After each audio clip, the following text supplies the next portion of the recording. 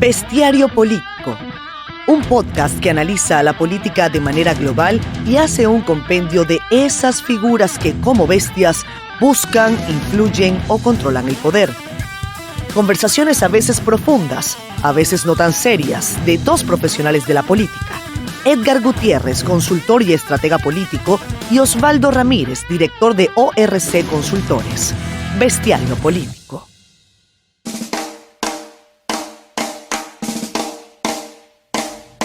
Bestiario Político. Lo que pasa con el lo que pasa. Esto es un tema ligado a los políticos pausa en el tiempo. Se sabe que ya no tenemos más ropa. O ahora solo vestimos azul y blanco. Pero bueno, hoy Bestiario Político 72. 9 de noviembre, 4:58 p.m. hora de Caracas. Hace rato eran las 4. ¿Qué pasa? No sé, no avanza tampoco el reloj. ¿Tuviste Dark, la serie alemana en Netflix? La he visto, el capítulo es creepy. Sí. Muy creepy algunos de ellos que tú dices, bueno, ¿qué pasa aquí? ¿De qué vamos a hablar hoy en el 72? Vamos a hablar de algo creepy. Vamos a hablar de la situación en Argentina. ¿Qué es lo creepy? ¿Argentina? ¿Es Massa? ¿Es Milei? ¿Qué es lo creepy? No, lo creepy es Milei. Déjame hacerte una pregunta. Pero ¿sabes por qué es creepy? Sí. O sea, no, perdón, ¿qué se hace? Esas pastillas, hermano, ese corte de pelo. Tú me dijiste esta es la prueba fehaciente de que no me dejé las pastillas de A lo Milei. No, aunque hay que hacer siempre un análisis reconociendo, yo creo que tú también dijimos incluso, el favorito de la elección, es decir, el que iba a quedar primero, Javier Milei, quedó primero. Y justo eso quería conversar, porque creo que ¿Puedo tomar café mientras te escucho? Subestimamos ¿A qué? el poder de un pueblo que vio amenazado, ojo, dos cosas, que vio amenazado perder una cantidad importante de beneficios asociados programas sociales, de programas sociales, a subsidios al transporte, al metro, al subte, como lo llaman allá en Argentina. Sí, correcto. Subsidios en diferentes formas, esquemas clientelares. En algunos casos, algunos pensarán populistas. Y otros subestimaron el poder que puede tener el oficialismo, en este caso, de poder mover a sus bases electorales en regiones que no es el Gran Buenos Aires. Porque probablemente a veces la gente se queda con esa película urbana de la capital y pensar que ese es el ritmo que está teniendo. Yo creo que subestimamos eso. Y al final Massa termina primero en esa primera vuelta, con un porcentaje interesante superior, 8 o 9 puntos a lo que significó ese fenómeno Milei. Y un Milei que cada vez que abre la boca pareciera que le embarra más, pareciera que las amenazas y el miedo está ahí instalado en función de lo que pueda estar eliminando. Ahí te quería decir, y me gusta tu enfoque. O sea, yo creo que sí subestimamos al peronismo, al kirchnerismo, al aparato, a la militancia. Sí, la subestimamos, pero también sobreestimamos a Milei. Por eso que tú decías, la campaña de Milei en el último tramo, hacer el análisis del día lunes y del día después siempre es más fácil, pero la cantidad de errores que cometió Milei, más que errores, que jugó con fuego. Yo creo que, hay que decirlo desde ahora, una vez dado el resultado electoral del próximo domingo 19, que es cuando ocurrirá el balotaje en Argentina, yo creo que debemos llamar de nuevo al maestro Carlos Fara, que está vía Atenas ahorita, por cierto. Sí, es que es la reunión anual de la Asociación Internacional de Consultores Políticos. Que era en Israel. Era en Tel Aviv y se tuvo que suspender. Sí. Lamentablemente Edgar y yo no pudimos acercarnos a... Bueno, yo nunca tuve pensado acercarme. Yo tenía pensado acercarme, okay. Pero estalló la guerra. No, ok. Yo creo que... No me río de la guerra, retomando el hilo, creo que hay que traerse a Carlos Fara para decodificar el postelectoral ya final de Argentina. Subestimamos a Massa, sobreestimamos a Milei, la campaña de Milei jugó con fuego, con temores, con una cantidad de cosas. Creo que el tweet que mejor ilustró la situación del día de la primera vuelta fue el tema de las emociones, ¿no? el voto del miedo y el voto de la ira, del enojo. Del enojo, de la ira, de la desesperanza. Pero lo que decía Riordan, Mario Riordan, un Gran amigo consultor. le llaman el académico de los consultores políticos y el consultor de los académicos. Tiene un juego de palabras ahí. Una persona muy inteligente decía que se impuso el voto del miedo, es decir, eso que tú comentabas de el temor de la gente, los beneficiarios de esa cantidad vastísima de programas sociales diseñados en Argentina, populistas, proteccionistas, ponle el nombre que quieras, lo que sea, pero que existen, al final están allí, que es una malla de protección para la gente. y puede que tú no votes a un partido, pero eres beneficiario de esas cosas. Así es. Con respecto al voto del enojo, que fue es lo que ha catapultado a Milei a donde está. O sea, hay que leer a Fara. La política argentina cambió y un tipo tan loco como Milei, porque no es que sea de mi agrado, eso tengo que decirlo, está en el balotaje. Y Está en la segunda vuelta. Desplazó a Juntos por el Cambio, desplazó al macrismo, desplazó a la Rodríguez Larreta, desplazó a Pato Bullrich. O sea, él es el que va a disputarse la presidencia, nada más y nada menos que con el heredero del peronismo, kirchnerismo, si eso existe. No es fácil. Ahora bien, la única encuestadora, hay que decirlo, que estuvo cerca, además creo que acertó de manera bastante precisa los resultados, fue la brasilera, Atlas Intel, de nuevo. Era la única, ¿te acuerdas que lo comentamos? Lo habíamos comentado. La que estaba fuera del consenso de Milei primero, Massa segundo, era Atlas Intel y dijo Massa primero, Milei segundo, y así terminó quedando el escrutinio. ¿Cómo son las cosas para el balotaje? 19 de noviembre. No, menos. ¿Cómo la ves? Mira, aquí te tengo un regalito, te tengo un cuadro comparativo de encuestas tomadas con pinza y con un grano de sal de cómo está la elección argentina de cara al 19. No, lo primero, entender que estás en un contexto de toma de decisiones en relación con el refinanciamiento de la deuda, con lo que dicen las multilaterales, con decisiones del superministro de Economía, en el caso de Massa, acerca de las medidas que tienen que tomarse. Eso no ha sucedido en gran escala. Un segundo marcador ha sido la expectativa postelección con un aumento importante del dólar, creación de nuevas tasas de dólar. Amigos que están allá nos dicen que prácticamente se vuelven locos con las 20 cotizaciones distintas que tiene la moneda. Un tercer elemento que está ligado al tema de nuevos modelos para tratar de generar ese flujo de caja y que las inversiones continúen. Poco en un mix en donde tú te quedas una parte, otra parte tienes que enterarle al Banco Central en tasas completamente distintas, y la rabia que sigue existiendo sobre una parte importante de la población que se siente defraudada del sistema. Cada vez que te escucho, La rabia. pienso que estoy en tertulia y dinero, viendo un podcast de economía y finanzas. ¿Por qué? Vale. Porque aquí hablamos de política. Saludos a nuestros amigos de Claro que Tertulia sí. y Dinero. No, recomendamos ese podcast, de verdad. Si usted Aunque quiere ellos saber, no nos recomiendan a nosotros, lo recomendamos nosotros. no importa, nuestro corazón es amplio y podemos recomendar a la gente. Pero aquí, en ese punto, ese gran marcador del argentino, de la elección particular, está concentrado en hasta dónde alguien va a poder cerrar una brecha de descontento de muchos años. Sí.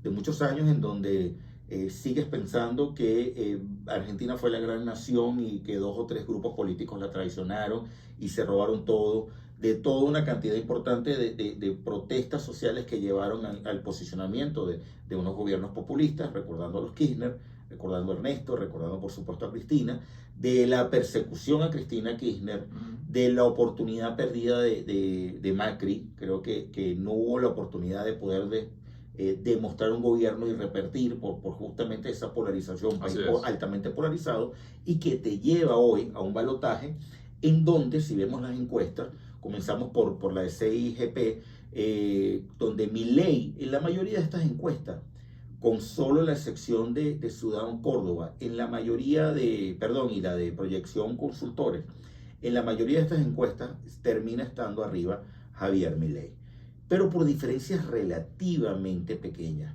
CIGP 47-49, Atlas Intel, la brasilera, está dando 44.7, 48.5 A favor de Milei. A favor de Milei. Aresco con 42.4 para Massa y 46.4 para Milei. CB Consultora con 43.1 para Massa, 46.3. El promedio de que da Radio Televisión Española. Radio Televisión Española es donde estamos tomando esta fuente, da 43.5, 43.9. Esto está actualizado al martes 7 de noviembre. Entonces, aquí la distancia más corta la da Inteligencia Analítica con 43.1, 43. Nada, eso es casi un empate aritmético. Ahora, a mí mi feeling me dice que esto está en empate técnico. No, estadísticamente. O sea, estadísticamente, más allá, que la cantidad de miedo instalado en el sistema a perder estos beneficios, a perder toda una cantidad de años de protección, de sistemas de protección, sí termina siendo latente, y que la fuerza y la rabia del votante joven, que es el que principalmente ha estado apoyando a Milei, no puede ser suficiente o no va a ser suficiente para conquistar efectivamente o darle mayor ventaja a escasos días de la elección. Recordemos que la elección es dentro de 10 días al día hoy que estamos grabando. Sí, 10 días, correcto. Exacto, 10 días hoy que estamos grabando. Esto me imagino que estaremos publicando la semana próxima. Pero en realidad, a mí el olfato me dice que la situación está compleja, que esa libertad de voto que dio el macrismo, donde también hubo esa alianza, se rompió. Hay partidos que decidieron no apoyar a Milei, hay partidos que dieron libertad de conciencia. No va a ser suficiente para decir a una militancia vayan y voten efectivamente por Milei, y que además el kirchnerismo, hashtag peronismo, hashtag masismo, va a buscar la fórmula de salir a defender sus votos. Y yo creo que aquí estamos viendo la presencia de dos elementos: la espontaneidad del voto que pueda tener Milei, un voto no estructurado, no partidista, que no tiene organización, no tiene historia partidista, que vendió su alma al diablo para tratar de tener una cantidad de alianzas en la elección pasada, y que no necesariamente sean suficientes para que trabajen por él en esta próxima elección. Simplemente obtuvieron su beneficio, obtuvieron sus resultados y se bajan del barco, versus un partido que tiene oportunidad de tener, sí, efectivamente logra llevar sus bases a votar, lograr ese triunfo relativamente pequeño, porque yo no creo que por ahora estemos viendo un landslide. Cuando hablamos de un landslide estamos hablando de una diferencia de más de 10 puntos. Partiendo de la base de que va a ser una elección con un resultado cerrado, yo creo que eso es lo que están diciendo la mayoría de encuestas. Veremos, faltan 10 días. 10 días es eterno. Sí, 10 años luz en elecciones, y sobre todo en Argentina. Pero hay algo que tú destacaste que yo voy a tomar con pinzas y lo voy a hacer zoom, que es la alianza o el acuerdo político postelectoral de primera vuelta de Milei con Pato Bullrich, que generó, digamos, un cisma. Hubo gente de la alianza del macrismo que dijo que no se va con Milei. La mayoría del macrismo se va con Milei. Sin embargo, mi interpretación, mi traducción es que es un voto más de rechazo a Massa que un voto a favor de Milei. Porque sí, un voto utilitario. Genéticamente no están con Massa, o sea, lo rechazan. La pregunta ahí es: ¿qué tan capaz es esa alianza, ese acuerdo de movilizar a los votantes? Tú también lo señalabas. Pero además hay un problema que es lo que yo destaco. Hay dos problemas narrativos en el caso de Milei. Aunque voy a concluir otra cosa, voy a decir sus dos problemas narrativos. El primero: Milei era el frontrunner. O sea, yo voy a llegar primero, y Massa, por estructura, por aparato, por historia, por peso del Estado, va a llegar segundo. Eso no pasó, y eso te mete plomo en el ala. Eso te mete plomo en el ala, eso te genera un juego, una crisis de expectativas que no tenías antes. Eso cambia la coyuntura, eso pone, digamos, el viento a favor de Massa, o lo ayudó a empujar. Primero por el resultado, quedó primero. Pero segundo, dice, si ya le gané en la primera, puedo ganar en la segunda. Número uno. Número dos, para mí más importante, es el problema narrativo de Milei, es que él, digamos, trituró a lo que él conoce, o a lo que él denomina la casta, el sistema, donde el macrismo también es parte de ese sistema. Sí, claro. Sin embargo, tuvo que hacer acuerdos con parte de esa casta para intentar ganar en segunda vuelta. Sí, para tratar de buscar la fórmula en la que logre ganar más masa. Visto estos números, visto la distancia que media en el tiempo entre hoy y la elección, es un juego de no equivocarse, es un juego de pocos errores, es un juego de la campaña. ¿Qué efectos finales va a producir la campaña sobre determinados segmentos que van a terminar muy pocos electores decidiendo la elección, porque va a ser un resultado cerrado? No, y además que ahí tiene peso, gente que vaya a votar y que vote en blanco. Tú has seguido gente que siga, sí, y que diga, mira, me voy a abstener porque esto no, lo que me ofreces, ambas soluciones no me satisfacen. Y hay un tercer elemento, que en el último minuto, ojo, en los últimos minutos de campaña, que son estos 10 días, porque la campaña ha sido relativamente larga, ¿Tú has seguido la campaña? Escondas al candidato. Pongas a un candidato a declarar menos, porque justamente los errores que por lo menos nosotros hemos identificado están asociados a un candidato que no ha logrado medirse y termina espantando por su propio verbo. Dirían por ahí, O sea, gana el que menos se equivoca. Gana el que menos se equivoca, y en este caso hemos visto muchas elecciones en donde los últimos días escondes al candidato. Lo pones a declarar relativamente poco o en situaciones muy controladas, Sí. para que no se salga de un guión que no espante electores. ¿Qué es lo que yo he visto en el caso de Milei? Yo creo que nadie controla a Milei, pero yo creo que él se ha autorregulado un poco más de lo que hizo al final de la primera vuelta. Eso es mi percepción a la distancia de la campaña. Si él logra mantener ese ritmo, esa prudencia, creo que puede llegar a la meta. Sin embargo, su naturaleza es elocuente, es disruptiva, es disruptivo, es explosiva, en fin, no lo sé. Y es pendenciero. Pero en eso es antisistema.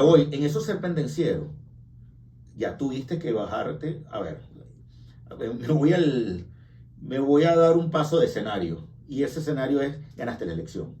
¿Y ahora qué? Ajá. ¿Y ahora qué? Porque primero, no vas a tener mayoría en el Congreso. Me acabas de dar mi recomendación. Segundo, usted tuvo que hipotecar su alma para llegar. No fue el purista que iba a acabar con la casta.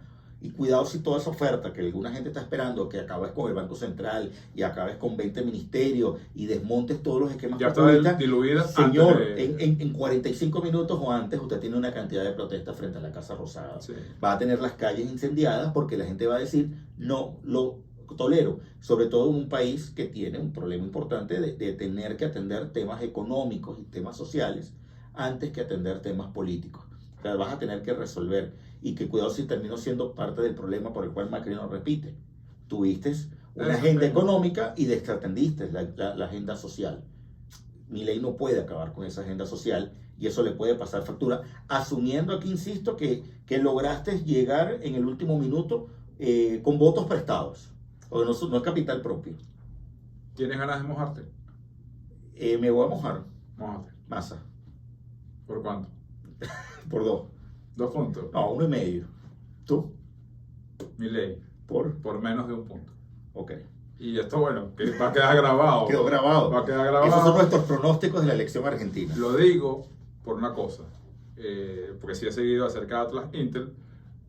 Curioso, perdón con esta digresión. Atlas Intel, que es brasilera, en Brasil fue la encuestadora más acertada en la primera vuelta. En la primera vuelta. Y no en la segunda. Puede que aquí pase lo mismo. Yo me gusta lo que hace Atlas Intel, la sigo. Creo que esta distancia es una de las mayores de 4 puntos. Sin embargo, creo que el aparato de Massa va a recortar eso. No, y la abstención, el voto nulo, el voto miedo. El miedo en el último minuto va a contagiar a mucha gente. Sigo pensando que puede ganar Milei, sí y solo sí se recorta y se equivoca menos de lo que se equivocó en el remate de la primera. Veremos. Puede pasar un mundo. Yo sigo con Milei, sobre todo porque hice una apuesta con un amigo. No una apuesta, sino un desafío y tengo que morir con el mío. Vas a morir. Que no es el mío, pero bueno, ese es el que... Ya sabemos que Milei es tu gallo. Las bestias de la semana. No, la bestia. No, la bestia primero. ¿Cuál es tu bestia? Mira, mi bestia termina siendo el macrismo.